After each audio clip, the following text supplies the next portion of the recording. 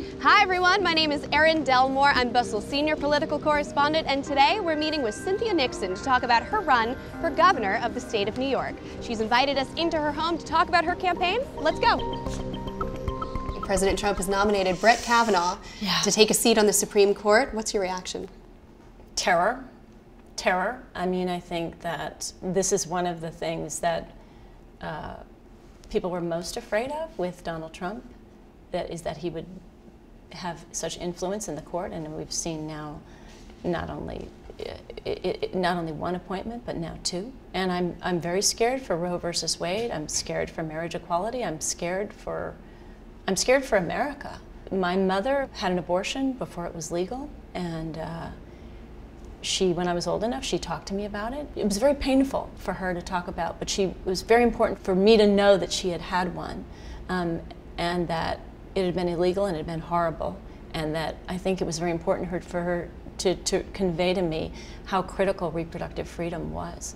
And it's to think that we might go back to that time is, there are so many states already. I think there are 20 states that are lined up that if Roe versus Wade is overturned, they're going to make it illegal there. And I shudder to think how many women will try and give themselves abortions, because that's what used to happen.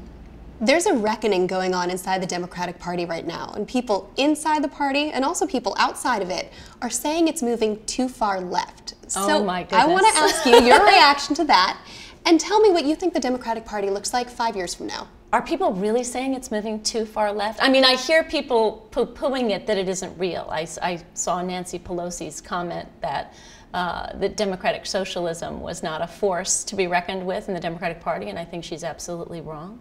I think what we saw with the insurgent candidacy of Bernie Sanders was things that he started talking about a few years ago that seemed beyond the pale are now the center of debate in the Democratic Party. What do you say to people who are thinking that they don't want to see another celebrity candidate, or people who aren't sure you have the experience for this job? What I want to say is that Donald Trump is first and foremost a real estate developer. He's somebody who ran for office in order to give himself an enormous tax break, and people in his very upper echelon level a tax break.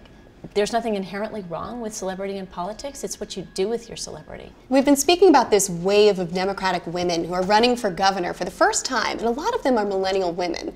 And nobody shook up the New York landscape more than Alexandria Ocasio-Cortez. What did her win mean for your campaign? Have you seen an effect? What we're seeing is with Alexandria's victory, is when you offer people an alternative to the establishment, to the old entrenched boys club, people will go for that alternative. So what advice would you give to a first-time woman candidate? I would say believe in yourself, be brave, be ambitious. Don't feel like you can't be ambitious. I think there is a way, particularly in politics, that men are encouraged in their ambition and women are viewed with suspicion, no matter how qualified they are. It's really important for us to understand our value, and I think for so many women, we think we're not qualified unless we've written a best-selling novel and have been an astronaut who's been to the moon. I think that men give themselves the benefit of the doubt when they do something ambitious like running for office.